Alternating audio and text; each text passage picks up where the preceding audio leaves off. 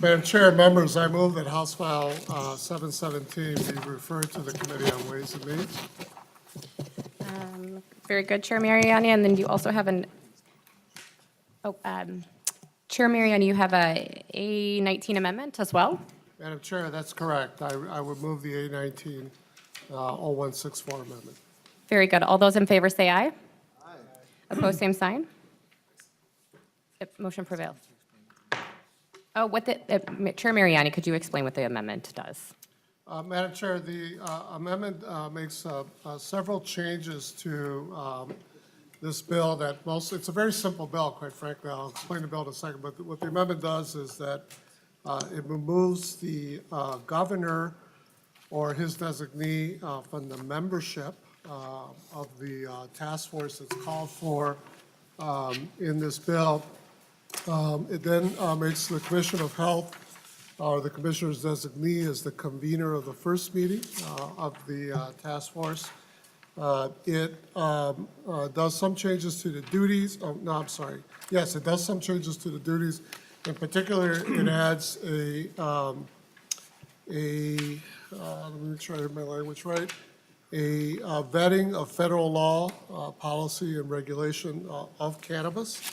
And it also changes the expiration date to February 1st, 2020 for the report that's called for in the bill to be submitted to the legislature.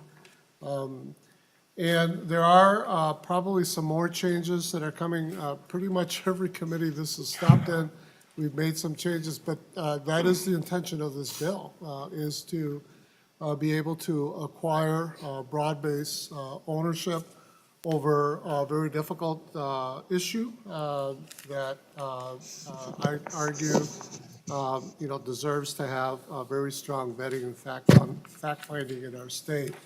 The bill is committed to an honest and legitimate conversation about the impacts of cannabis and any possible state efforts to regulate it beyond its current, or perhaps better said, to move toward its legalized use beyond its current state. The bill intentionally states that it is not the purpose of this task force to make that kind of recommendation, but rather to do deep fact-finding of important issues that we need as a legislative body to pay attention to in the event that there is any movement of the regulatory scheme beyond its current state. As you all know, members, we have several states that have made recreational cannabis legal.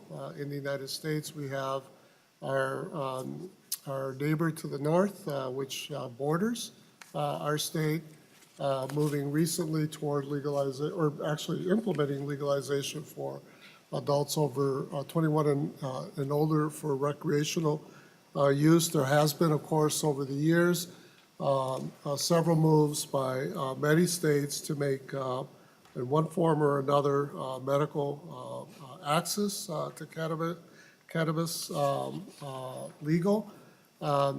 Those, I think, have come in our state, through careful walkthroughs of what those implications of that move would be. We think it's important for us to do a strong vetting of state statutes and social issues in the event that there continues to be movement toward legalization of cannabis around us and perhaps in our state. So the bill sets up a task force of diverse interests that include health experts, regulatory state departments, law enforcement, community activists, patients, and others. And they'll review issues related to possible further legalization in the areas of public safety, public health, tax policy, regulatory oversight, including treatment for chemical dependency, security issues. For instance, there will be issues related to a bill that we heard a few weeks ago related to driving with psychoactive manifestation of the driver related to consumption of cannabis, expungement issues, how to regulate cultivation, processing, transporting, sales, what the implication of all that would be in our commerce sector, participation in minority-owned businesses, and what the business environment in general would look like. And as I mentioned earlier, a strong review of any statutory change that is being begged for, that might be begged for in the event of any kind of movement toward legalization. The task force will conduct this review and advise the legislature on what it should address, at the very least, what it should be prepared for as the environment continues to shift around our state.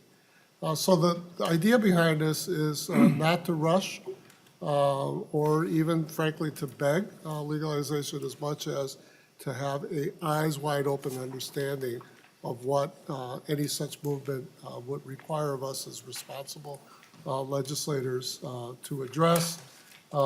It's about a broad range of stakeholders, including the public, including folks who are advocates for legalization, folks who are opposed to that. Our law enforcement community is prevalent within the group. And it's really about learning the pros and cons that are being experienced in other states as well as they move toward legalization. All of us have heard, I trust, stories that raise concern for us as other states are dealing with unintended consequences of their movement toward legalization. So with that, members, I will, let me just say one other thing very quickly. There is a broad group of folks, diverse group of folks that have come around the bill that have different postures relative to the question of legalization, but who nonetheless think that it's responsible for us to do a careful review. And so I have two individuals here representing two groups that have engaged with us from the County Attorneys Association and also from the Minnesota Police and Peace Officers Association. We have a very diverse group of folks that have come together, including folks like the Minnesota Gun Owners Caucus, the Jewish Community Action Center, the NAACP, both Republican and Democrat authors in the House and the Senate have signed on to this important vetting proposal.